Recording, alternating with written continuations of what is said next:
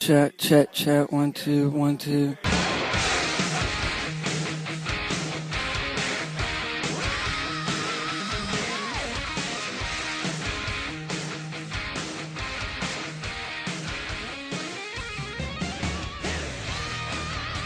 Good afternoon, Greenhorns, and welcome to the Road to Wrestling School. This is a very special episode of the Road to Wrestling School, as we are not headed to the Superior Professional Wrestling Training Center, House of Pain. We are, in fact, on the road to a wrestling show. So welcome to the Road to Wrestling Show. First edition of that. Don't you say? What do you say there, hashtag? That's pretty great. I'm Grizzly Joe Grasso. And I'm hashtag Hamish Stewart. And Greenhorns, we have two special guests. Very special guest. First, the certified superstar, R.L. Smith. Hey, what's going on? This is R.L. Smith, and I'm saying my catchphrase. Nice. Nice, yeah. That was nice. We also have, and he's also the cruiserweight champion of the House of Pain. This is a car up champion. I will get to that. Don't kill it. I'm getting to that. We also have one Flandingo Martinez, the Dominican Destroyer.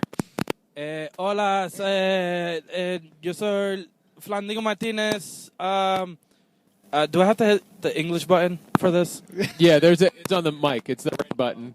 Hey, this is Flandingo Martinez, the heavyweight champion of the House of Pain. That's right. He is the heavyweight champion of the House of Pain. We have the cruiserweight champion of the House of Pain, and we have the tag team champions. We have almost all the gold of the House of Pain. We do have all the gold, except for the hardcore. Except for the hardcore belt, which isn't made of gold. That's a thing made of tin. It's all messed up. It's horrible. That's my personal belt, son of a bitch. Oh, it is? Yes, the hardcore belt is mine. We'll get it, though. We'll get it. That's right. We'll all get it the back. gold. That's right. All the gold will be in this car. I'm gonna have to sit in the There's back. more gold in this car than Fort Knox. That's what I like to hear.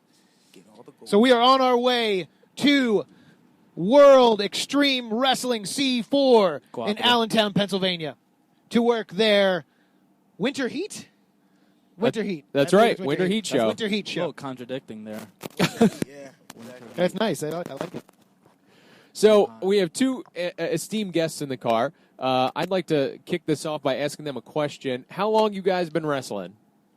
So we training to wrestle, and then go through when you started training, when you got certified, and then how long you been pro. Sure. Jesus Christ, Hamish. Okay. One question at a time. All right. I have been wrestling 2 years.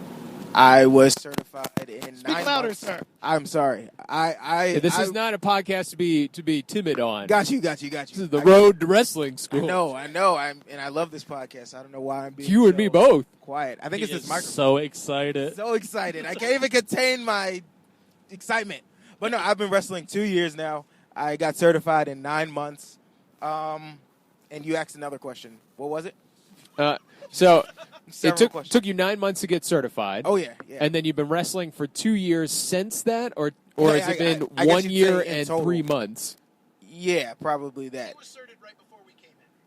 Oh, Right, okay. right. Is Yeah. this algebra? Because that was really complicated. I'm just trying to figure out how long it's taken you to get certified, and then how long you went to wrestle. No.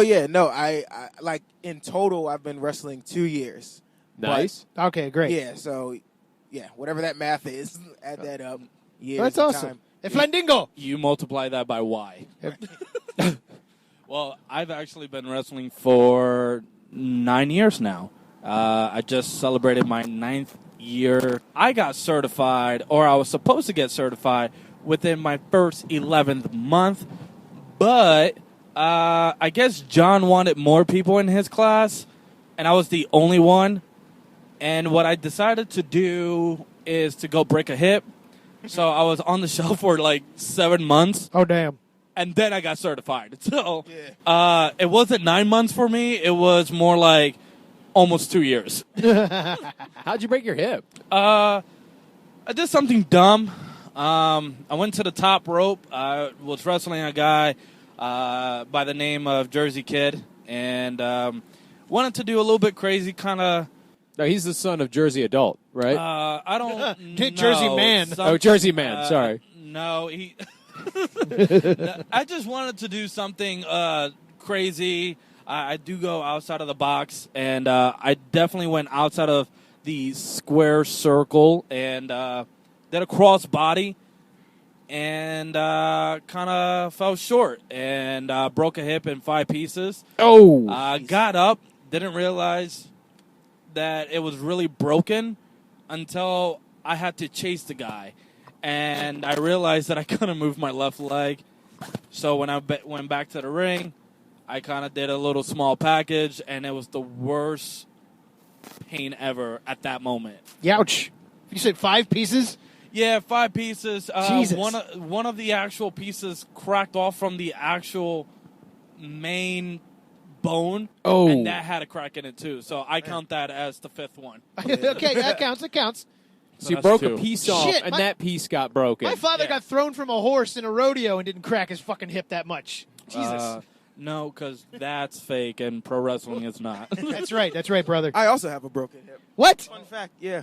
Not from wrestling. No. Damn Yeah, it. stealing your thunder. Oh, But damn. Fuck you. yeah, I was in a What- car what- accident like Oh, 3 well, years ago. That's So, less fun. Yeah, exactly. So we're broken hip. Yeah, exactly. No, it was fake. It was fake, brother. Oh, it was Yeah, work? It was for a spot. Yeah, it was Goes for for work. a spot. Yeah. So, gentlemen, I got to ask the question that's the most important question of this podcast, which is, why did you get into wrestling? What made you make that decision that I'm not content to watch anymore? I have to get in that squared circle and train with John boy. Rambo, the illustrious John Rambo. Yeah. That's going to be fun.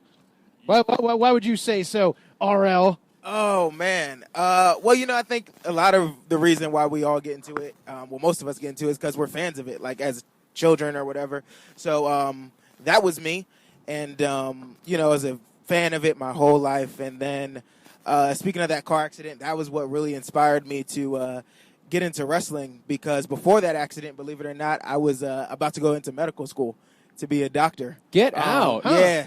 I was in my senior year of college. I was at Towson University. Hey, I went to Towson. There you go. Hey, my wife graduated from Towson as Look well. at that. Alumni. Dude, you're like the Xavier Woods. I literally am. am. I literally am. That's a pain. And fans don't let me forget that. They say it every time. Bootio, Bootio. But, no, yeah, so when I got in that accident, I was just like, I could have died, Not trying to bring the vibe down here. all right, But okay. I was like, I got to do something that I've always wanted to. And wrestling was that thing. So it just turns out I'm pretty gosh darn good at it. to be Yeah, honest with you. I'd say so. Yeah. You gave up the pointless career of a doctor to get Yeah. into the lucrative professional Right. wrestling business. Exactly. Making 6 figures to making $20 a show, I think.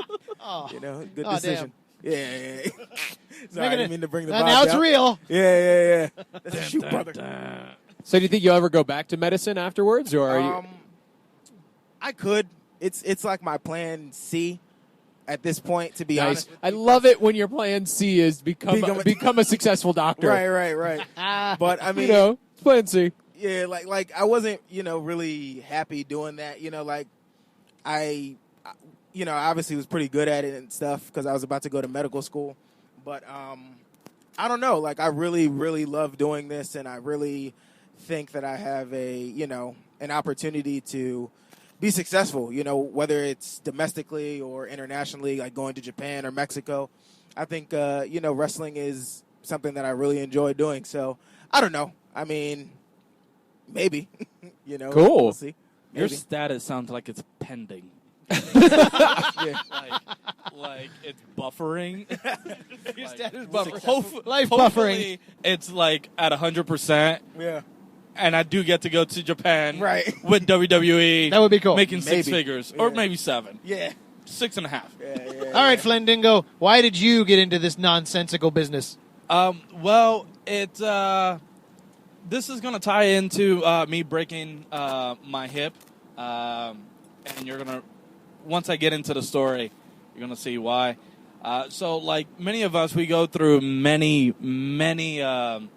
dreams. Like when you're in school, hey, what do you want to do when you grow up? I want to be a doctor. I want to be a basketball player. So I kind of went through a little bit of a phase of wanted to be a basketball player first because growing up I was watching Michael Jordan, Chicago Bulls. Then I transitioned into The best basketball player. and then growing up in the 90s, everything was like so more than what it was. And then after, I guess his dumbass decided I'm going to leave the Bulls to go play baseball. Then I didn't get to see him on TV. I saw something called BMX, and I was like, oh, man, that is great. And then I wanted to do something like that. But it's not until I got to really see my first pay-per-view, and that was the King of the Ring, Undertaker versus Mick Foley. And to kid you not, when I first saw that pay-per-view and Mick Foley jump off that the Hell in a Cell, that was it. That was the first picture of, oh, my God, I got to do that. I don't know why. I think I was like 10 years old, and I was like, that's what I wanted to do. So at 10 years old, seeing a guy almost die, it's what made me change my entire career of I want to be a pro wrestler. So, yeah, that's why I guess I kind of jumped off the top rope and broke 5 pieces of my hip and wanted to be like Mick Foley. So, yeah. You accomplished that by destroying your body. Yeah, so good job there. That totally fucked me up. Do you think that watching that style has informed your style today, or has your style changed from what you watched originally? Well, I was so like I love like the and because I think because I'm a Latin wrestler, I like the Eddie Guerrero, I like the Rey Mysterio, I like the Juventus and stuff like that. So I also started to learn another style called Lucha Libre. So that was really cool. But I wasn't, when I get into the business at John Rambo at the House of Pain, I quickly realized that I wasn't the cruiserweight type. I was just a lightweight. So it was very hard for me to learn how to do the springboard and all that stuff. So after I broke my hip like a stone cold, like what do I do now? I can't do the cruiserweight thing anymore. So now it became like a brawler, and my style kind of looks like a Kevin Owens, right. Just in your face. I'm gonna hit you as hard as I can, and be entertaining at the same time. So I do see a little bit of the Mick Foley in me, just naturally just comes out. But yeah, it was a cruiserweight kind of a deal, just because that's how I was looked at. But after I gained like 80 fucking pounds, yeah, there's no fucking cruiserweight moving that belly. Now you're the heavyweight champion. I'm the lightest heavyweight that you're you not have fighting ever with seen. all the jabronis for that damn cruiserweight or light heavyweight or whatever the hell you want to call it. Yeah. I think I can pull a Hurricanrana, but it'll be a heavier Rana. Like you can like pull it out of your WWE playing cards. I don't. Yes, I can. I think I can do it. As long as the guy is like a Kali, I'm able to do a Hurricanrana if I wanted to. I'll take that Hurricanrana, brother. Okay. Come on, I got you. Coming in, you had an idea in your mind of like, hey, this is how I kind of want to do it, and then it evolved over time as injuries happened and as style progressed. Is there a takeaway that if, some of the listeners that listen to the podcast are people who are training, is there a takeaway you can give trainees? Like when you walk in, come in with a certain style in mind, or come in with a blank slate, or what for both of you guys, what would be your takeaway to trainees that are like, hey man, I'm going to sign up, but I don't know. Well, I mean, generally, if you are a wrestling fan and you begin training, you do go in with the mentality that you want to be like a certain superstar. Because that's the mentality I went in with. Went in already who'd you want to be? Like, I was like, I want to be like Shawn Michaels. I want to go in there. Yeah, Oh, like, yeah, I think Shawn Michaels, too. He's one of the guys that's like the end-all, be-all. Like, most people, get into wrestling because of him, and that's, what I wanted to do. But you'll find that once you are in there and once you start learning the mechanics and the little, tweaks and nuts and bolts of being a wrestler, that your style changes, and you say, okay, well, maybe I can't be like Shawn Michaels, but I can be a little more technically sound like Chris Benoit or Eddie. Well, can you say Chris? Chris Benoit? This is not the WWE. It's getting dark. Look, brother, you never know what Vince is listening to. All right. Hey, look, I reference Chris Benoit a lot because sometimes you got to separate the art from the reality. And what he was doing was crisp mat wrestling. Oh yeah, he had intensity. He looked like he wanted to fight somebody. Yeah, absolutely. And I think now that I am in kind of like the the road to my career, like, really kind of just toning Which is my, the podcast that he does. RL does the Road to My Career. Yeah, exactly. Road to my find that career. on it's an offshoot of the Road to Fuck, I Wrestling. see one. Spinoff. That's part of the Spin-off. part of the Road to Wrestling School network, Yeah, right? exactly. Great. Exactly. But like I'm starting to hone my skills and really kind of just. Anyway, those are the guys I kind of model myself after: Chris, Jericho, Chris Benoit, Eddie Guerrero, because they hit hard, but they could also be flashy. Would you agree, Ish? Like, they were hard hitting, but Yeah, Chris Benoit, and because a lot of people don't realize his little charisma, because it's like another guy, D. Malenko. Yeah, Like, he's another guy. Like, he would do certain little things that makes you, like, oh, that was pretty cool. And it was the smallest little thing. So, like, when we go to practice and I'm in there training guys, like, I really don't focus too much on, let's learn how to do a 450. Right. And, Mechanics of a side slam or whatever. And a lot of things, like, maybe kind of go back to the question of, when you first start, everything that you're gonna first think of is how to do moves. And once you get into the business for a couple of years, then you realize that the move really doesn't matter. It's actually telling a story, the actual psychology of a match. And then you're going to realize that all the moves that a lot of people do, it doesn't really make sense, because why do a 450 in the beginning of the match and then finish a match with a roll-up? I was like, well, it went from the coolest thing ever in a match to a roll-up. It almost doesn't make any sense. So for me, I like to think of the small little things, and I probably get one of the biggest pop. I'm not trying to put myself over, but it's because of my character, of what I put in and what people like to see, what do they like to hate. And it's telling that story of the babyface trying to do the comeback, and I don't let them, because, I'm a piece of shit wrestler who will take any shortcut. And that's the story behind it. I don't have to do a 450 to get the same pop. I do storytelling. And that's, for me, if I was told back in the day, right before I broke my hip, don't do that, then, I can go back and tell myself, don't do that. It's not worth it. But at the same time, it did smarten me up as regards to, like, look, this is what you can do to get the same reaction. So that's my answer to that. Yeah, I mean, the smartest thing to do when you're training is to just come in with open ears, open eyes, and open mind. Like, just come in and just listen.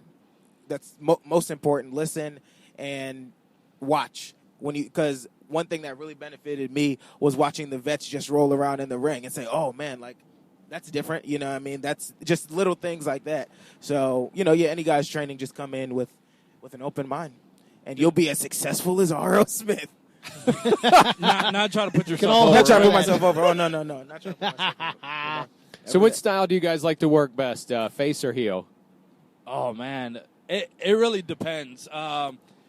Unfortunately, because of my nationality and my race, and Flandingo, by the way, is stone white, and he's from the Baltic region of Russia. I think they can hear that. He's just really cultivated this Latin it's really impressive accent. Yeah, He's gone to years of school to get it. It's really good. I look almost like Sheamus. Yeah. You couldn't even tell. It's almost. No nappy hair whatsoever.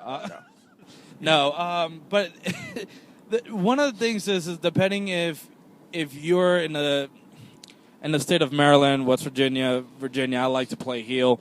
One, because I can tap into what they don't like, and but like a place we're going today, WXW.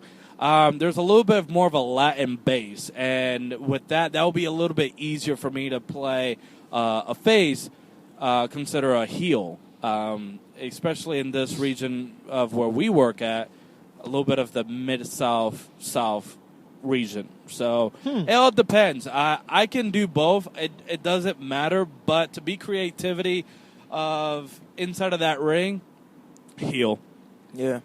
I'm just a total dick. No, yeah, being a heel is easier. I mean, obviously, because you can say whatever you want. You're not as Restricted. Restricted, yeah, But I mean, face. I don't know. Being a face has its benefits. Like everybody likes to be cheered at some point. Everybody just likes to be booed. So, well, I noticed when it comes to face and heel, you don't sell merchandise as you. Yeah, you basically, if you're gonna go to a promotion and you're gonna be a heel, hopefully you're getting paid because you're not selling any merchandise if you're a heel. Now, if you're a face and you're the match before intermission, you can establish yourself really quick in that match that you're the good guy, you're approachable, and if your character, your gimmick is a little cartoony that can be, relating to a kid, then you can sell merchandise. And then, like, hey, mommy, I want, that guy's picture or whatever it is that he's selling. I want one because he's my favorite, because everybody likes something new. And especially we're going to WXW. Not a lot of people know who we are, but we have to go in there and show what we got and what we have to offer. And true to reference one of my favorite stories, I'm going to go in there and say, fuck you and fuck your sister, now buy my merch. It's right over there. Exactly. My 8x10, it's right there. Yeah. Have you guys worked face at all in front of people? Or you've only done heel work? We've only done heel work. I did at the school, as Grizzly Joe Grasso, I was a mega face. Right, If you recall, I was over as a mother. I miss him. It was a lot of fun. Not to put yourself over. I don't have to. I don't need to. That's how over I am. Oh, man. So over. I'm over the fucking moon. Wow. With my fuzzy pants. I missed it with Seymour on the back. Well, I mean, what did you find? Did you find it's easier to be a heel or easier to be a face? I find it easier to be a face. Oh, wow. I love that moment the getting beat down, trying to come back, and having that explosive moment. I like that. I love the fire up. It gets me going. Yeah. Because, I'm a mark at heart. Because I grew up watching Hulk Hogan. I grew up watching The Ultimate Warrior. These were the ones, we all did. Right. I didn't appreciate heels until I was much older. And my mindset is still there. I want to be cheered. I have that in my heart of hearts. I want to be the hero. I want to be the guy that comes back. Of course. So, of course, I progressed to a heel tag team that's now the tag team champions. So that worked out great. Yeah. No, I'm like inside me. I'm a really mean person, so I like to be a heel. You have a dark heart. The heart of stone.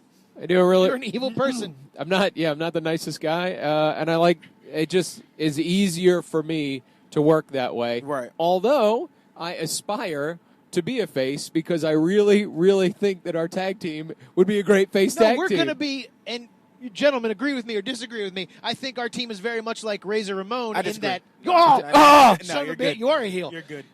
In that we don't have to change what we do to be a face. It's just who we do it to. Oh, yeah. I understand that. Because that's exactly what Razor did when he went and became a face. He just started doing like the dick shit to the heels. Right, exactly.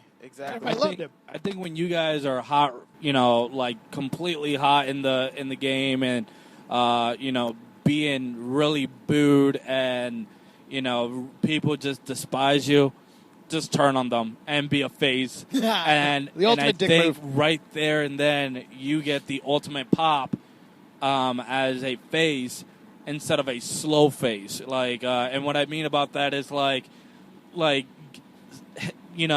little hints and doing little things inside of that ring. Like, oh, why did the Grammy Scotts, did that, and then a slow turn into a face instead of just like, boom, we're now faces. The Seth Rollins turn. I didn't like that, but eventually he just turned full-blown face. But, I think once you guys get up there, go face, and then same thing as once you establish yourself as faces and you guys are red hot, turn right back around. Some bitch sideways and this is not the Rock. Interesting. Yeah, I like that. I see a shout out to our sponsor, Lion's Den Adult Superstore. There we go. Up here, wherever the hell we are, north. Carlisle, Pennsylvania. That's right. We're going to have to stop there for our sponsor. It'll be great. Oh, my God. No, I like that. I think of the analogy of you're going up as it's a precipice, and it's easier to make the turn down at the top to go from mega face to mega heel. Oh, there it is, Mega right there. heel to mega Lion's face. Den. Wow, Oh, that God. actually looks Oh, pretty. wow. Yeah. Pretty Wow. oh, maybe the sign's just nice. Attached to a sheet. Oh God, that's a fucking trailer. Yeah. No, they're not our sponsor anymore. I'm That's bailing. gross. Jesus. All right. That's gross. Quick fire question. This can expand to something. What is your most, and this is sort of training related, when you're learning, what's your favorite move to do and what's your least favorite move to do? Oh, damn. Oh, You know, yeah, that's and that can relate to training someone, doing yourself. What would you say? Sorry, I'm still thinking about Lion's Den. You still thinking about fucking Lion's I Den? know, Should. right? Oh, it's so Man, good. Well, Just an amazing How sponsor, about I'll like- go first because I've had a lot of a lot of years being John Rambo's right hand man. Ah, yes. Teaching and showing the new cats how to do certain things. My favorite move to teach is the club to the back. That is my favorite move. You can see that in all my matches. But anything that has to do a flip, I hate it. I'm with you. I'm with you. Because, So 100%. especially like back, not back body drop, but that's also a flip. But even a basic body slam or a hip toss, anything like that, just don't like it because I don't know the guy. I don't know if he's gonna drop me off on my head, and I'm like, oh boy, this might be the last day as alive, basically. not as a pro wrestler, just alive. Last Last tap out day from life. as a living human being. That all mankind.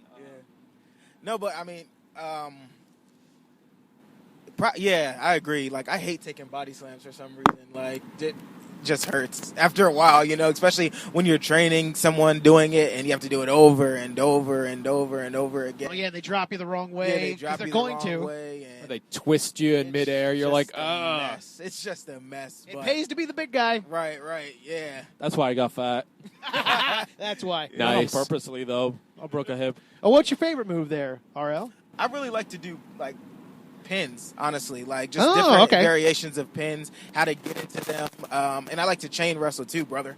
Technically sound. God, that's the thing that I have a fear of it, like algebra. Somebody be Oh, like, man. "Oh, we're gonna start out with chain." I'm like, "Oh God." Oh no, really? But Man, yeah, but oh, wait, no, I hold want to do up. it. I want to do it so bad. Yeah, I want to be. Mike, you guys did a great match, you and RL. Yeah, you did, Yeah, actually. I was I so was impressed. That's when you're. Last That's when Monday, you're yeah. when you're rocking with the certified superstar. Oh, There's- that's what it yes, There's is. no yes. other way to go. Oh, I was putting you over, but I Like, appreciate well, yeah, that. but- let's go past. quiet. Let's go Like past the that worst to heel. RL. He never puts himself over. Yeah, no. So it's I just get nervous about it. Right. I'm like, oh, what do I do next? Oh, I'll just go into a hammerlock. Oh, it's the same thing. But see, Oh, that's it's the got- amazing thing about chain is that it doesn't really even matter. Like you can kind of, I know we're restricted to what you're taught at House of Pain. You're only really taught like arm, what is it, hammerlock, headlock, all that kind of stuff. But you can get into it so many different ways. Like you can, I don't know. I like the creativity of it. That Well, like that's putting the together cool a thing puzzle. about it. Yeah. Like even though like John teaches you the basic, it is also up to you to go out of your way to learn how to do certain things. Right. And and think of it like, and Mike, this might help you or anybody who's listening to. That's millions. Hamish. We kayfabe my name. Oh, I oh, don't. Yeah, I damn don't want. it! Who's Mike? Hamish! I know. I don't want my son to listen to this and My be like, name is not Ish. I'll be like, What? yeah. Well, Hamish. Thanks, Flandingo. Thank you. You can call me Ish. Not kayfabe there. But it's like when you're doing like chain wrestling, it's almost the same thing as working a match. Like if John was to tell us, hey, this is the finish. All right, we got that established.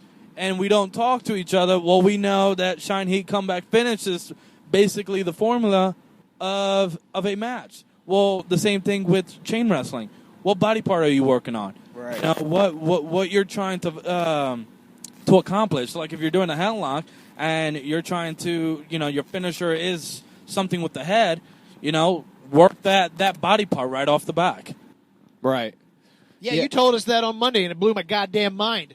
Like, yeah, we learned that with everything else. Why not do that in fucking chain, too? Work a body part. Psychology. Who knew? And it's just like what RL was saying is how many ways and how flashy you can be. And everything is flashy when you do something different. When you tweak it, when you do anything, that is not the same, it's flashy. It does not matter if you do a backflip into a headlock. It doesn't matter if you do a 450 into a, drop toe hold or whatever. Going to work on that Monday, Mike. my new You're gonna work finisher. on that. All right. 450 drop toe hold. That's the finish, baby. Oh, right. oh boy, man, that could be a finisher. That's right. Taking it to drop toe hold city. Right. We did something kind of like that, though, in that match. The Speaking of that 450 match. drop toe hold? No, but like when I you did that flip into the submission kind of. Yeah. That was a little complicated. No, that at was the end. super. That was super slick. Yeah, man. But Super slick. But I like also working with anybody I've never worked with before. So like I don't think we've ever like actually wrestled, So Yeah. because that creates a new element as well, like where you say, okay, I have this set of moves, but now I'm working with a bigger guy or a smaller guy or a guy who does flips or a guy with a gimmick, like a Scottish gimmick. Like how can I implement that into even just as simple as the chain that we did? So, just anything like that I like to do. But don't body slam me, brother. So for you, when this is a big thing with me, when did the fog clear in your mind in terms of putting together a match? Everybody speak up, by the way. I'm not ashamed to say this, that I ride on Grizz for these things, and he goes, Right. "This is what the match is," and I go, "Okay, great." I'm much better if we work transition and then we just kind of work freeform in the middle. But there's sometimes you got to set up certain aspects of it to get the match to work. Sure. When did that clear up for you? Was it always there? There's some guys that I feel like you, like Flandingo, Robbie, they walk in there and they're like, oh, I know how to put this puzzle together a million different ways. Check this out. We could do this, that, and that, or we could do this. And me, I'm like, but whatever. I was just going to do this. I was just going to put you in an armbar. That's right. I'm just going to stomp you down. Yeah. No, yeah, that's a good question, man. Because honestly, I don't think it even has. You know what I mean? Like, I still get foggy. I still have to really take time to think like, okay, what can I do that makes sense? That psychology was the thing that scared me the most when I first started off. Because I just thought you went out there and did moves. Yeah, I felt the same way. I just thought, everybody just kind of just did what they wanted to. But,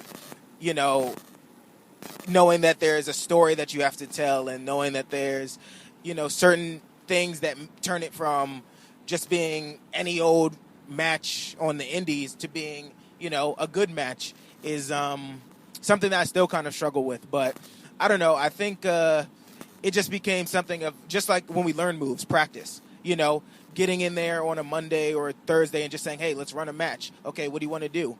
And then, taking time to kind of just do that, just do different things and figure out what works. But you'll learn after a while that there are certain things that work every time, certain spots that work all the time that you can always just throw in there if you get lost or if you just want to start off a match with a guy you've never worked with and you've never seen him work. Because especially now that you guys are actually going to get out there on the road, and start working, there are certain spots that you can do that are universal that, that just anybody can do. That just seem to work, yeah. And if they can't do it, then yeah, that's when you go to the club, just start. Yeah. Now it's Stiff Town. That's right. I'm taking you to the Club Stiff Town. Yeah, Stiff Town, brother. That's right. That's where we're from, Stiff Town. Exactly. Stiff Town, Scotland. That's amazing because that's where Tremor's from. Oh! He can't even tell. Yeah. Lost his accent. Well, no, I wasn't talking about his accent. Oh. Man, come on. We all know Tremor. Yeah. But you, Ish, and when did that clear up for you? Because I Man. feel like you're the same way. You're like, oh, let me just take this and I'll make this, a 5-star thing, and then here's 5 tweaks on there that makes it even greater. Man, I'll tell you what. Like I said earlier, I've been wrestling for 9 years, and it almost took me 3 years to actually figure out the whole thing, the whole, the small little details and all of that stuff. Because I was somebody told me this. Well, Corey Bush, if anybody don't know Corey Bush, here's a plug. Big time. Big time Corey Bush. Weight of the world. He was told this, and then he passed it on to me. He said, the day you know psychology, then you're going to start having fun. Because then after that, you're not worried about the moves. You're not worried about spots. You're not worried about anything else but to tell that story. And the story, once you're leading the story, then everything follows. The moveset, what to do, when not to do it. If you can do a 450, do you do it in this match or do you actually put it in there? And it took me a long time to actually figure out how to put a match together. So especially like when we're going out there Mondays and Thursday for practice, I'll take somebody who's just signed up for like 3 weeks. That's hard because now you ask the guy who you're about to get in the ring with, what can you do? Yeah. Because when you hear the guy speak and they're like, I think I can throw a clothesline. We're not doing a clothesline. Can you do a back elbow? Yeah. Yeah, I can do a back elbow. I learned how to do a back elbow. They're like, well, then that's what we're doing. Yeah. If the guy is unsure, we're not doing that because I want to be as safe and as quick as possible telling a short story but not get hurt because obviously you're going to go in there with a 3-week wrestler who doesn't know much, and you basically have to tell a story with some limitation. Not some, a lot, because the guy doesn't know how to do chain wrestling, doesn't know how to do the drop down, get it again, doesn't know how to do all these things, and you have to be very creative to guide him and tell a story. So, once you get there, you'll have fun. And now, the Road to Wrestling School would like to thank all of our wonderful sponsors. The Superior Pro Wrestling Training Center, House of Pain. Do you have what it takes to become a pro wrestler? Come in and learn all the techniques and skills required to make it in the business, along with the needed out-of-ring experience to survive in the pro wrestling world. Find us and like us on Facebook at Superior Pro Wrestling and Training Center, House of Pain, or visit us in person at 237 East Franklin Street, Hagerstown, Maryland, 21740, phone number 240-329-6001. Again, that's 240-329-6001. We'll see you in the ring. So if I can link this back to me in some way, because I love doing that. Not about you. It's right? God damn it. It's my podcast. It's always about him. It's Not trying to put himself over. That's right. You'll find it. on Find Monday. out. I was working with a new trainee, Tate. I'll put him over because he's awesome. That was my first time. Well, it was second time working as the The fact quote that we haven't unquote. called him Tater Tot yet. It God, really, you're right. Really Shit. gets him. Really gets me. That's Why it. have we not called Well, this? that's guy? definitely. Oh yeah. Why I would don't we know what his call working him name is. Junior. Junior. Oh yeah, he's yeah, right. yeah, yeah. He He's looks Wild like Man Jr. Robbie. He He really does. does. It's weird. They should run it. They should do that. We should. Should run a program where That was they're my like. second time kind of putting together a match. And I asked him, I started throwing things out. He's like, I don't really know how to do that. And, of course, as Ish just said, as Flandingo just said, I'd cut that because you want to be safe. Kayfabe. But in that restriction of the match, and this is true when I choreograph too, if I have restrictions put on me, I tend to be more creative. And Oh, I think yeah. that's true across the Oh, board. yeah, With yeah, anything creative, the more, not the more, but Yeah. some restrictions on anything, it's like, okay, how can I work within these confines? Definitely. And I fucking love that. No, yeah. I was just going to say that match you guys did was good, and it's thank you. because of the restrictions that we could see as wrestlers, as people who, obviously know the game, but for just a match between a guy that hasn't been training that long and yourself, like, I thought it was really good. No, thank you. But no, yeah, restrictions always, birth the creativity. And that's one of the most amazing things about wrestling. And like Flandingo just said, once you start learning that psychology, that is when it starts getting fun.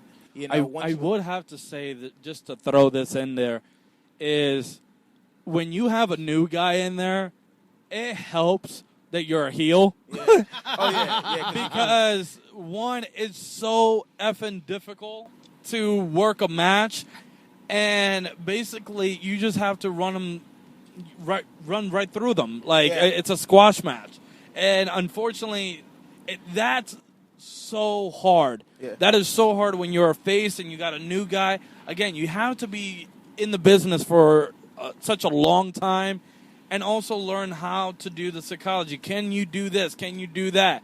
And put all the puzzles together and make this beautiful art called wrestling. Right.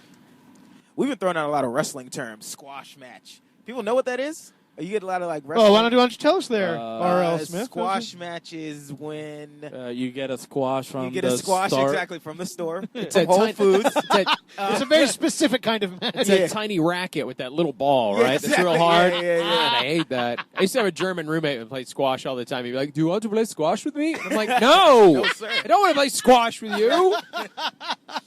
No, yeah, but just That's your next gimmick, by the way. Oh, There you it's the go. German Steal gimmick. Gusten Uberstud's squash trainer. Oh, there you go. Yeah. There you go. Awesome. But no, yeah, squash match is just when somebody gets beat up. You see it now with like big guys like Strong. Ryback and shit. What's his name? Yeah, Strong. Strom. Yeah, that's a new one. Strowman. Did you say Trump? What? Yeah. I thought you said Trump. Oh, I'm doing the no, squash we- match on Hillary. Oh. That's what I thought Oh, God damn it. That Oh, was sorry, it's guys. too soon. Politics. Too soon. God You're damn getting it. all political Politics. Yeah. No. Like Yeah. the only liberal car in the Yeah. House of Pain right here. Jesus Christ. Maybe not. Oh, God, it's gotten dark now. Oh no. Oh, don't no. bring that up. Oh, Don't bring that up. All right. no. So, what's been your if you like? So, I'm not a gimmick match guy. I've never been a gimmick match guy. I'm just not. Yeah, they suck. Yeah, but I love gimmicks. By the way, your entire tag team is I an know. actual gimmick. I know. Tag matches are a gimmick match of their own, and we're a gimmick of our own. The but ultimate gimmick match. So I'm like, I'm talking like now we're gonna do a Texas strap match, and this is the blindfolded back alley match, and all that. Back alley. That's you don't want one of those. Yeah, That sounds pretty rough. Yeah. That's when you go to Stiff Town. That's Rocco Sacco. that's right. Exactly. Do you guys have? But I do have a favorite type of gimmick match. I don't want to work them or anything, but are there? They're like, I love that. there's things I like to watch. I don't need to have to do it. Yeah, Like I I agree. like Yeah. like watching people make art, but I suck at it. Like I Oh, can't yeah. paint or anything though. Sure. But are there gimmick matches you guys like? You guys have done? Sure. They all suck, in my opinion. I haven't been in a bunch, but anytime somebody hits you with something, and again, it's that trust thing. Like if it's somebody I know, then I'd be like, all right, hit me with the kendo stick or whatever. That But if it's somebody fucking you sucks. don't know, they just, oh God, they hit you as hard as they can because they want to get a reaction. And it's worse when you're the heel because the Yeah. face obviously has to hit you hard because they want the reaction from the crowd. So you're just getting the shit beat out of you for like, it feels like hours on end sometimes. But because I was in a TLC match with some people who, look, I'm not even gonna. We're not even going to Yeah. Yeah, name. I'm They were not even ju- gonna name them. They did a but TLC match. it was a TLC match, and it just sucked. I was hurt.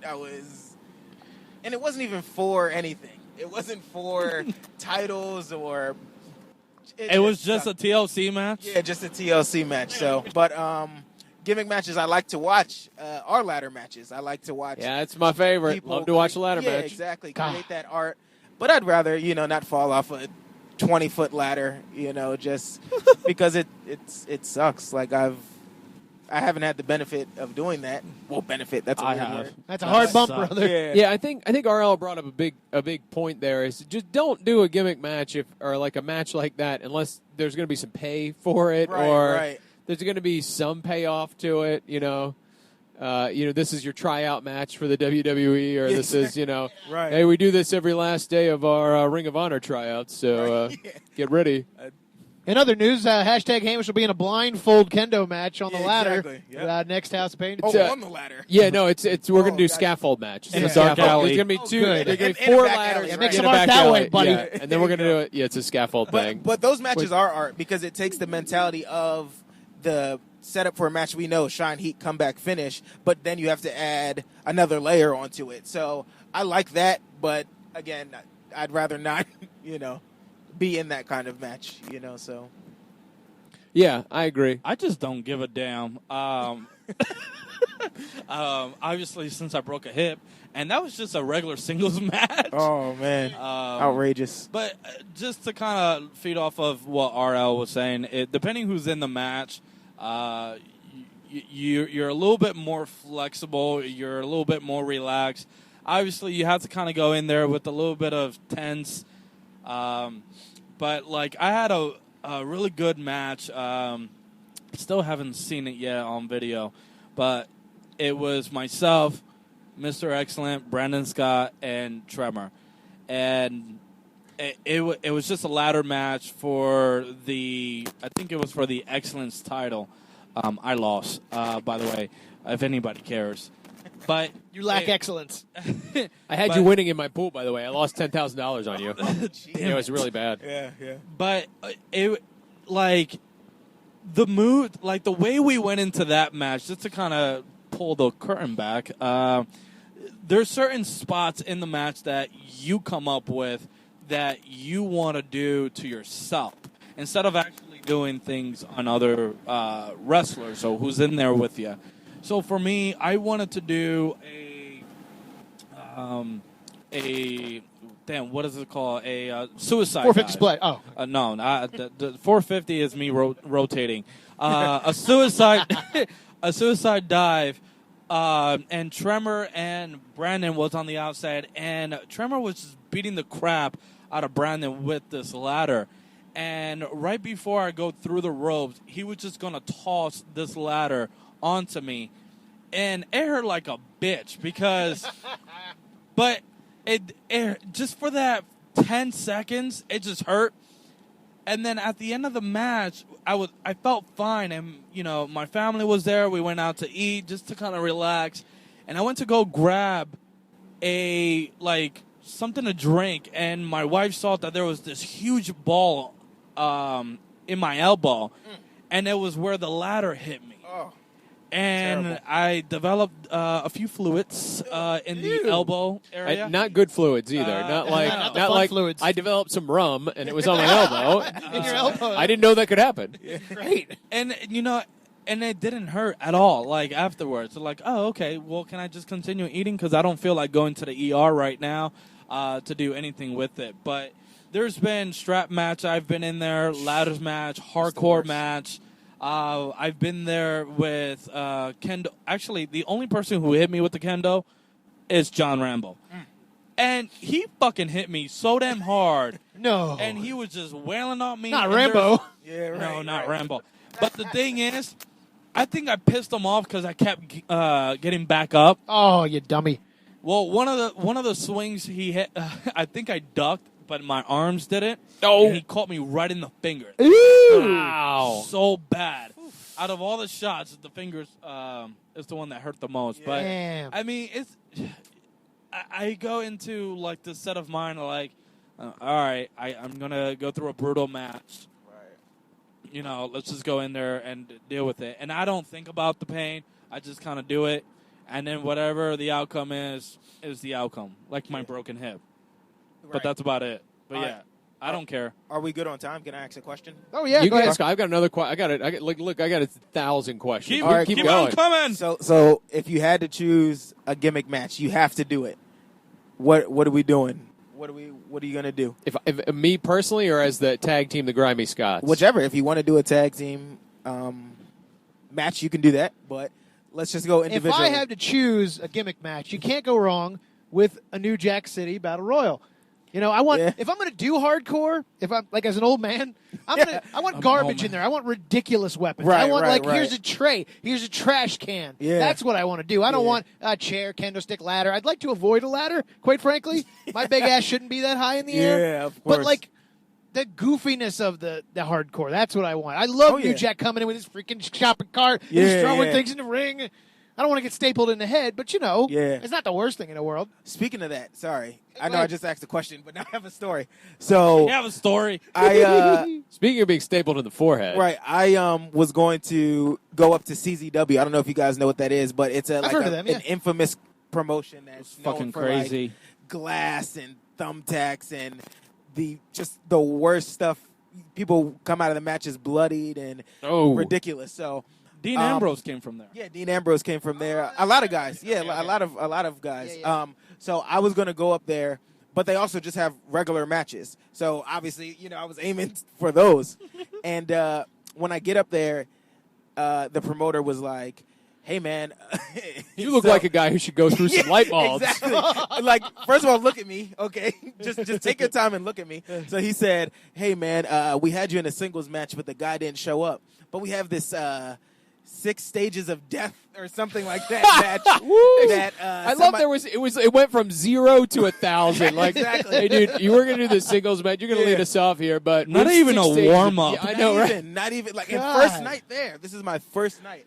He's like, so it's going to be you and 5 other guys. Jesus, it's like the pool's closed, but we got this boat going up to the Arctic right now. If you want to hop in, Yeah, you know. Get in Oh there. yeah. Oh, the cruise of the Caribbean's sold out. Yeah, definitely. Take me to the Bermuda Triangle. Exactly. That's where I want to problem. go. Yeah, and so it was really like that, and he just said it so nonchalant, like, six stages of death.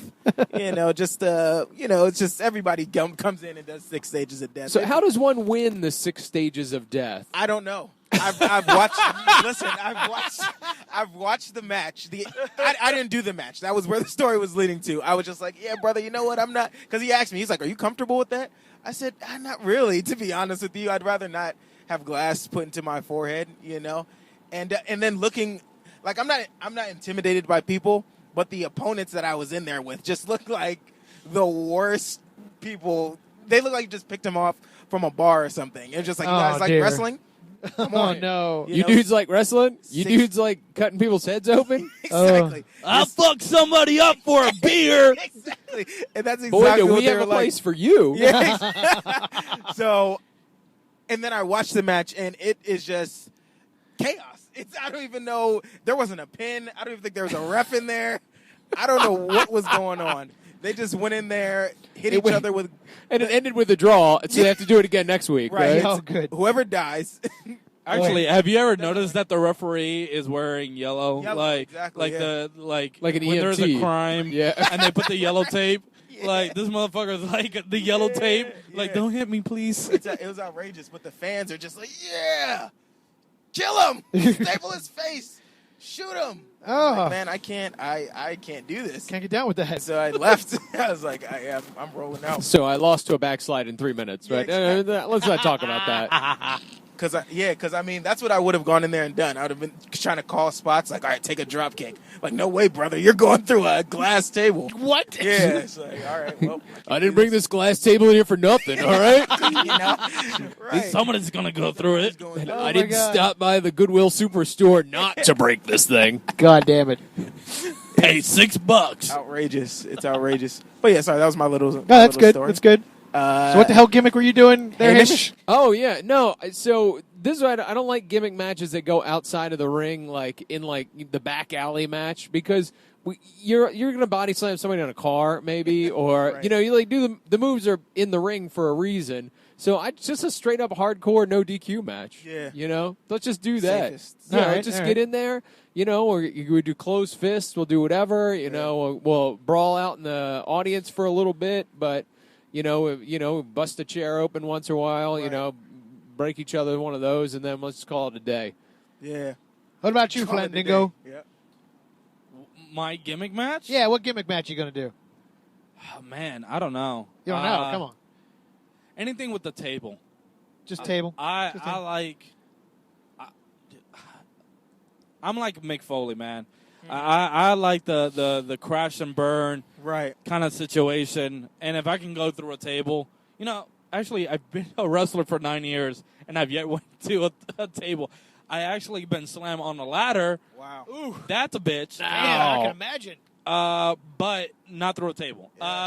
So maybe someday in the future. Wow. But I just don't care. Like, even a regular match, if you want to go and do cruiserweight shit, I'll try to jump.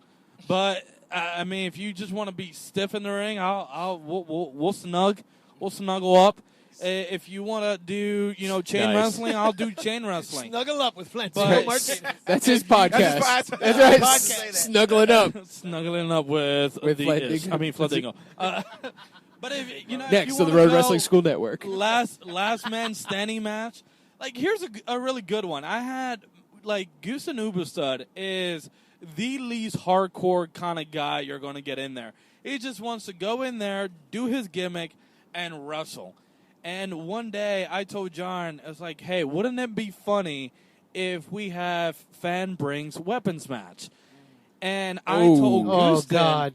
I told Gooston, I was like, That's a hey, pretty good idea. I like it, but well, God. I know Gooston. He's one of my best friends. Brought the I've known him switchblades. since, No, since no. I've been in there. Yeah. You want this gun? That's right. Yeah. Oh no. Like, you don't have to shoot me. Just hit me with the handle. That's right, yeah. Hopefully it doesn't go off. But he is the least. Right. And just shoot yourself. Exactly.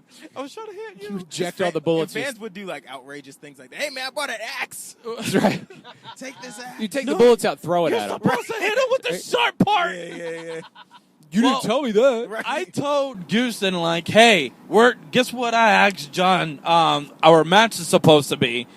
And he says, what? Because I had this grin on my face, and he knew, like, he's not going to like it. And I said, hey, a fans bring weapons match. He said, you son of a bitch. You know I don't do shit like that. Yeah. So, you know, we kind of did a little bit of comedy in there, and there was a candy cane. It was during Christmas time, and, you know, I hooked the hook part of a candy cane, and it was a huge one, and I put him between his legs, and I started to, like, you know, fuck him in the ass, I guess. All right, then. All right. And then somebody This match took a turn. That's right. it wasn't. All right, you know. We've hit the turn. It was a hardcore. Look at me. Yeah. A hardcore comedy kind of match. Something about it was Because- hardcore, yeah. Yeah. Well, here's the thing. Somebody brought this old school telephone, and you know we normally will try to find a safe spot of the actual weapon to hit you with. And I guess Gooston was just in the moment, grabbed this phone, and he's like, oh, man, there's not a safe spot. I was like, motherfucker, hit me. You're like just almost like he was playing with the Rubik's Cube. Yeah. It was like, just fucking hit me. Right. I Maybe think he's he never can seen hear an me. actual phone. And it ended up busting, not really wide open, but I started to juice a little bit in the hairline area, hardcore of me. And but to go I know, really right? hardcore, somebody brought a pool noodle. And I'm like, what the fuck is this? Yes. It was like the softest piece of shit you can think of. Whole noodle of death. Yeah. And because there was kids involved, like in the, you know, that came into the show, Yeah. I was going to put it like between my legs and kind of like hit them with my noodle dick. And I was That's something you like, would show kids. yeah. So, between your and legs. because I was a No, face, so I ass raped him with this candy cane. So it's yeah, fine. It was, No, it's great. fine. Yeah, it was all right. Gotcha. Yeah, actually, I didn't think of that. Like, I should have just went with the noodle dick. Hashtag noodle Words dick. to live by. Should have gone with the noodle dick. But yeah, it was like the funniest, and I mean, like, obviously it was a little bit of like hard hitting, but there was some spot that you don't have to go hardcore all the way, like CZW. You can make it your own, but you know, fan brings weapons match, ladders match. I can basically do it all without getting hurt. I mean, obviously, hopefully, I don't get hurt, but Right. it's just one of those things that a lot of people is like, oh, the ladder match. You have to climb up and then fall and then climb up and then fall. Like, you don't have to really do all of that.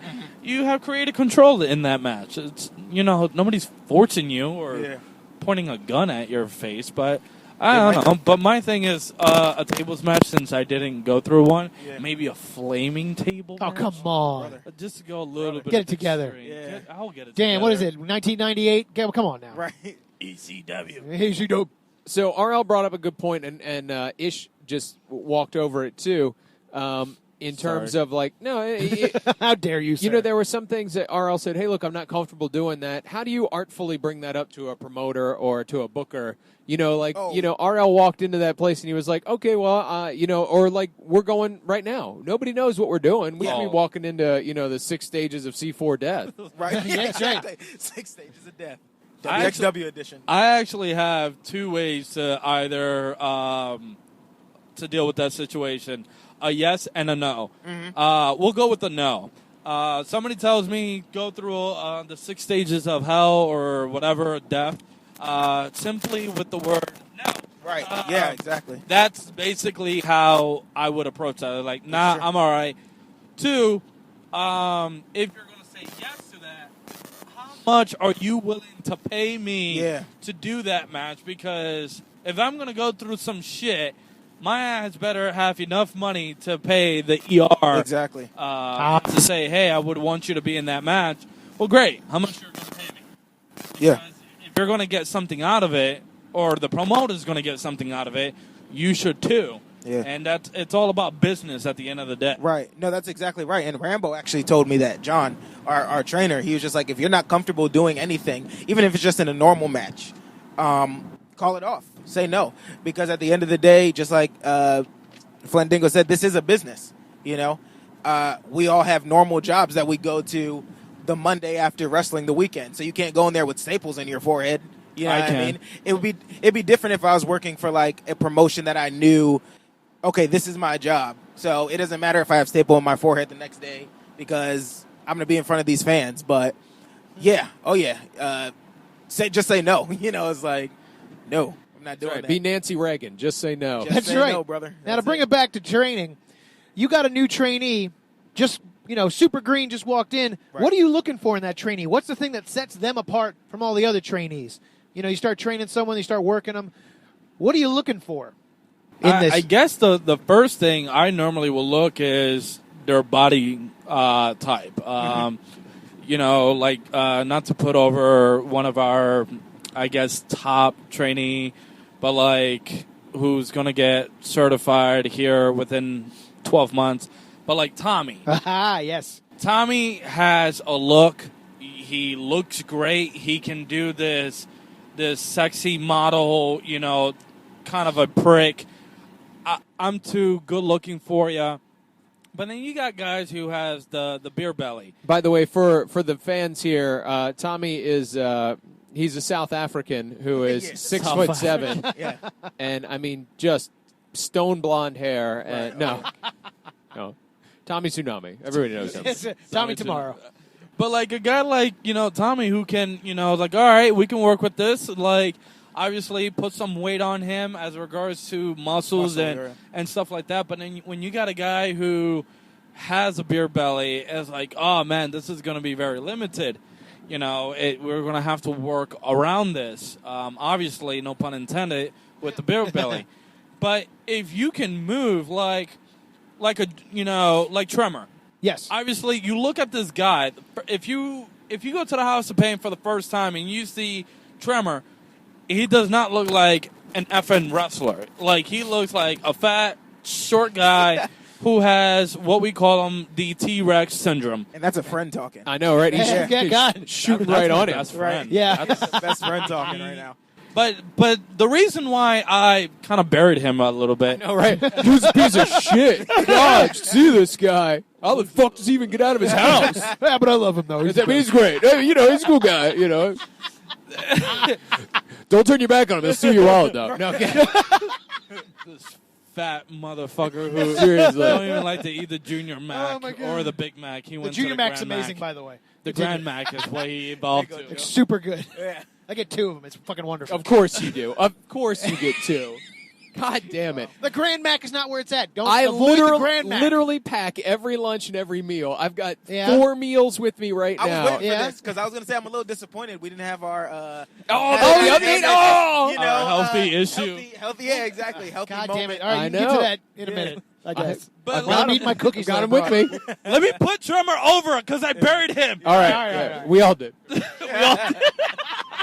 But he's great. He's great. Oh, he's fucking. But like if you see a guy like Tommy or like a guy like Tremor, you obviously have 2 body structure, 2 body type that is like, oh, one looks like could be a wrestler and the other one looks like he doesn't, and I'm talking about Tremor. But when you You really I'm putting him over, huh? burying him, like it's not Really taking no exit ramp I'm off of the trying. shitting on Tremor Highway. I'm trying to set up the Take put it home, over. go home. You Go gotta home. Yeah, take- Robbie's note. putting me over. This is the heat right now. It's the heat. No comeback, but you're going to take it home. It's a false combat. red hot heat here. false comeback.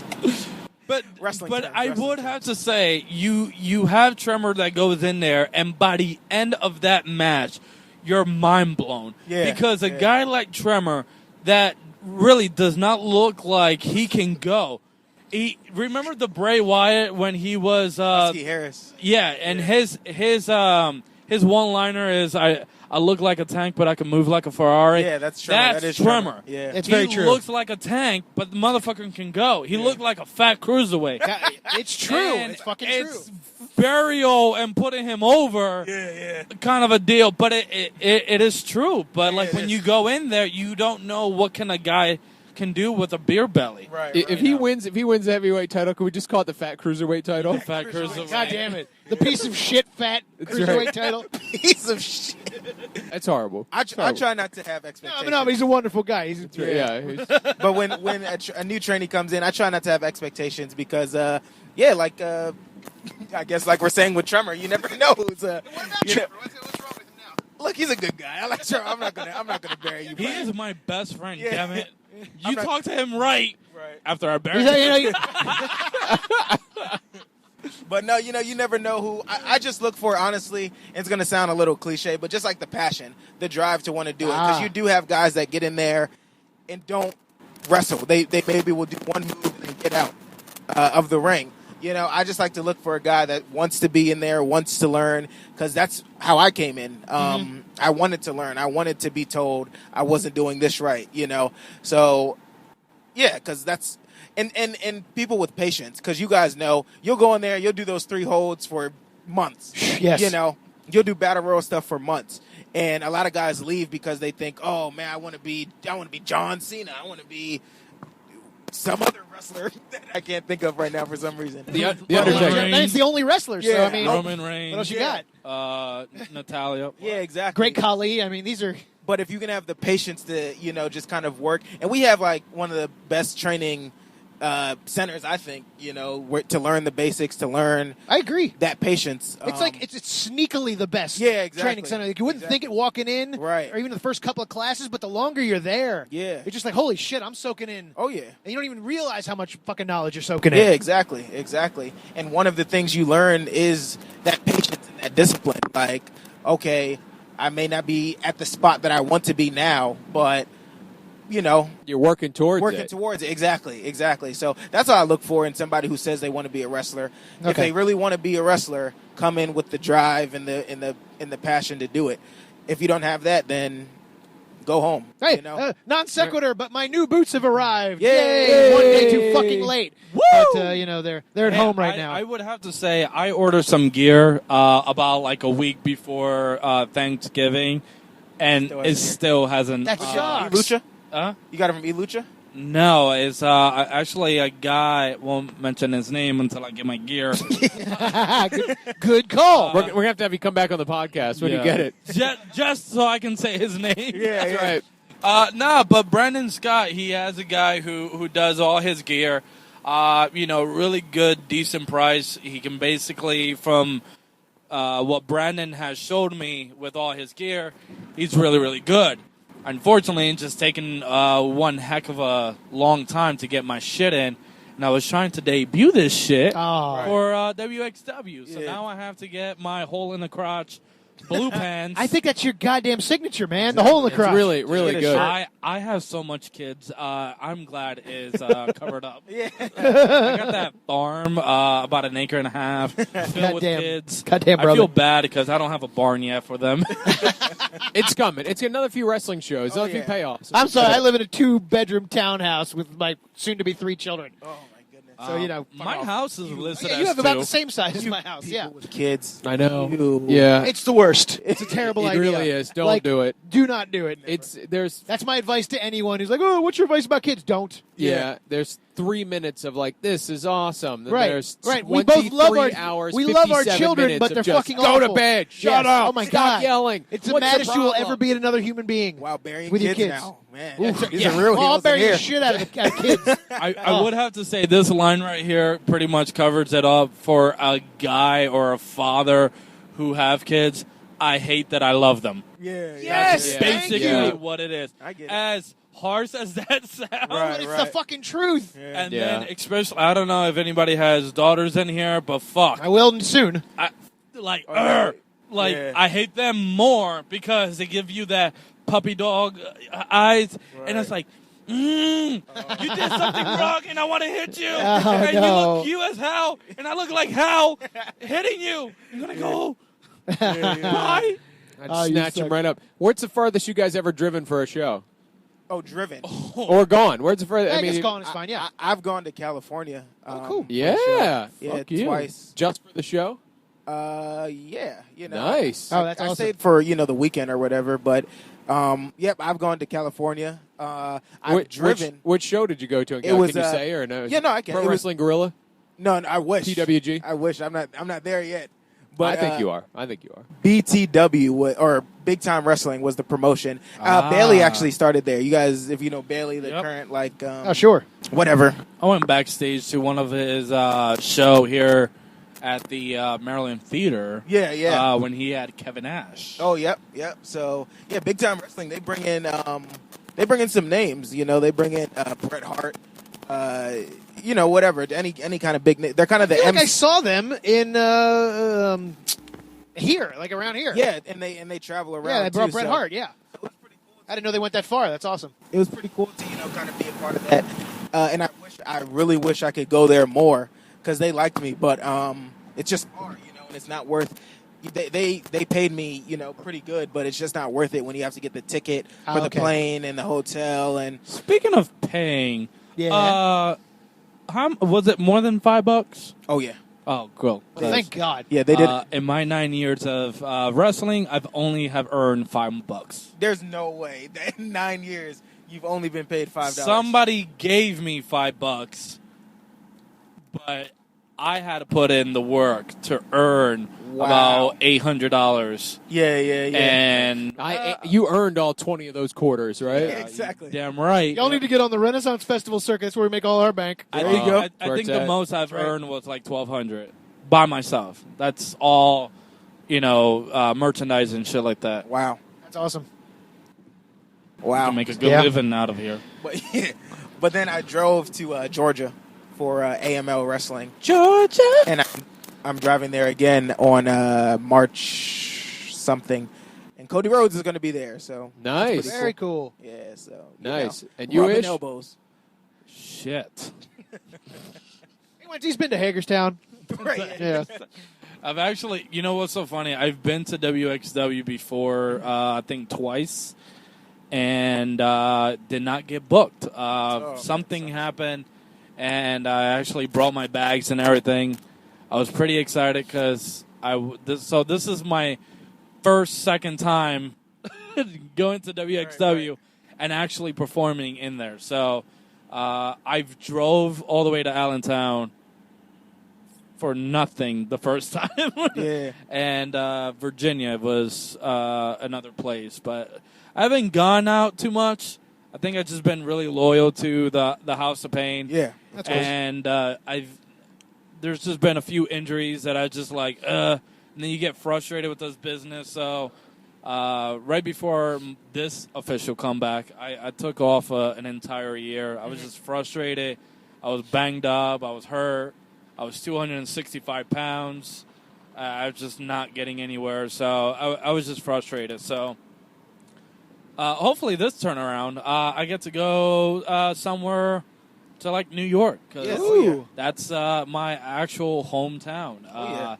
Where I left at the age of 19 to pursue pro wrestling. Yeah. Really? Oh, That's you awesome. moved down here. Yeah, to wrestle when at I House of graduated in 07, and then after that, I moved out here and never looked back. That's pretty sweet, man. Yeah, that's I awesome. knew that about you. I've been out here since 08. So Wow. So yeah, I've been busting my ass. I've been homeless. I've been house to house. I've been job to job, Yeah. but yeah, Man, I didn't but do that. And look at you now, hole in your crotch. You've come so far. I'm holding my crotch just so I don't have more babies. I Ah, think good that's call. what It's it a good is. call. Come tax season is very beneficial. I can clean them. All right, gentlemen, we could talk for like 12,000 hours here. Yeah. We're going to start winding down so I don't have to edit 1,000 hours of fucking podcast. Sure. I'll end with one question. What's the one piece of advice you can give for all those greenhorns out there that are just about to get into training or in training right now? What's your one piece of advice? You want to go first? Yeah, just be passionate about it, brother. Like, if you're going to do this, do it. Go all out. If you're going to go through hell, go all the way. I think, what was it, Winston Churchill or something said something along that. If you're going through hell, keep going. Yeah, keep going. There you go. So yeah. if you're going to do it, just do it. I mean, and again, one of the advice that I got before wrestling was if this is your plan A, your plan B should be to get back to your plan A. So if this is going to be your path and it doesn't work out, that's okay. Keep, just adjust, adapt, and get back in that ring somehow. Like, and Ish or Flandingo just gave that kind of sorry, brother. Kayfabe gave that testimony, and that really kind of just spoke to it. That he's gone through some stuff, but he's always gotten back to the ring at the end of the day. So, that's my advice. We'll always find our way back to the ring, man. That's it. When you got that in your blood. In the blood. So I my guess- blood's in the ring, so That's true, too. Yeah. I've been busted open quite a few times. I guess my thing, as from an experience point of view, since I broke my hip, I do not want anybody to get hurt. Is it a stupid, or is it, wow, you're insane or crazy? It's a fine line between those two words and stuff like that. But if you're going to go all out, wait until somebody's really paying you. And I'm not talking about $5 or $100. Like, wait until you get to WWE or TNA, New Japan, somebody who's really paying you like thousands of dollars, even if it's $1,000 flat. Like, wait to go break your hip, later on, but don't try to go and do extreme stuff. If you're healthy, you're healthy, and it's a young men's business. If you get into the business, at a later time frame, in your 30s, just like DDP.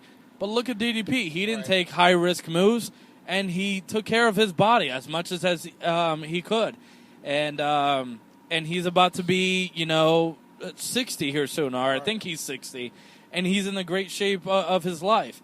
But unfortunately, he had to cut it short because of injuries. Don't injure yourself before you get to the big leagues, and then try to pursue your dream after you're already banged up. Yeah, be smart. It's a new game. It's a different point of view. Go to the performance center. Go work out. Leave the big shit to the WWE, TNA, or to those bigger promotions. Don't do it in the indies. Right. So, Well, you heard it here first. You heard it here first, folks. Flandingo Martinez will break your hip for $1,000. yeah, because I got babies. He's got babies. I got kids. Yeah. And he plugs, gentlemen, where can they book you? Where can people find you? Oh man, this is what I've been waiting for. Oh, damn. This is what I've been waiting for. Well, clearly, sorry. So, you can book me at RL Smith Booking 15 little long at gmail.com. You can follow me on Facebook at RL Smith, Instagram at RL Rocks. What else I have? Twitter, RL Smith 1. And also I have my own podcast, guys. You can listen to that. Yes, it's an excellent podcast. It's called I changed the name now. It's called the Count Out Podcast.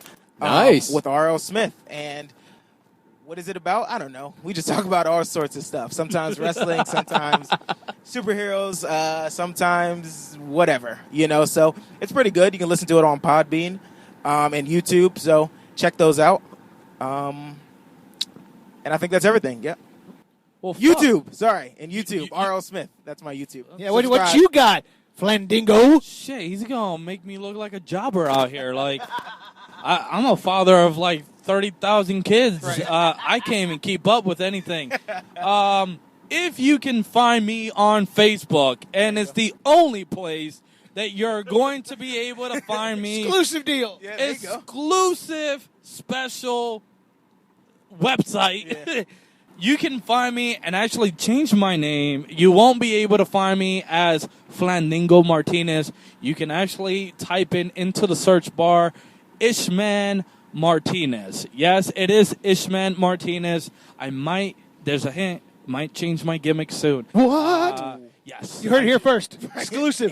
Breaking Exclusive. news. That's right. I have not told anybody besides on the best podcast that I've been on, and this is the only one. Yeah, well, there you go. It's the best and worst. You can find me there. Message me, whatever. I can do it for free $99, $5, or $1,000. Break my other hip. And you can see all of us, Grimy Scotts, Flandingo Martinez, and R.L. Smith at the House of Pain Open Training Sessions, and specifically April 1st at the Warehouse in West Virginia, the 20th anniversary NWL show. You can see us all that's there. not an open training session. That's a That road is a show, That buddy. is a road show. Woo! You can come That's there. right. Tickets are not available yet, but they will be available soon. They will may be be available available soon. as the time I put this out. You're just going to have to find out. NWOWrestling.com. And if you like us, you can rate, review, and subscribe to us on iTunes and SoundCloud. You find us at Facebook at www.facebook.com/KLM Trucking/Brenda's House of Exotic Wares.com. You didn't even say Road to Wrestling School in that. Oh, I didn't. You Right. just Oh. said you can't even give me a Road to WrestleMania in that. I bought those domains this week. So. / Road to Wrestling School. That's right. If you want to write to us, you have questions, comments, advice, recipes, sexy notes, you can reach us at roadtowrestlingschool@gmail.com. That's right. Don't let Jenny be the only one that emails us. And Shout out to Jenny always. That's right. Always at OVW. Come on, somebody else help us out. Oh, yeah, Jenny! Yeah. You're my fan! It's true. She's our biggest mark. Yeah. Boy. All right. I lost my train of thought. Well, So I must go talk in his voice until I figure out what I'm going to say next.